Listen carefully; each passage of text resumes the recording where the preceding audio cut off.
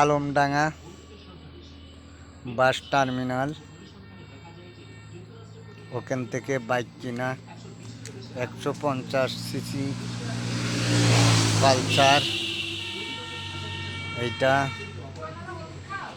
গাড়ির কালার আমার, সেই জন্য ভিডিও করা উদ্দেশ্য।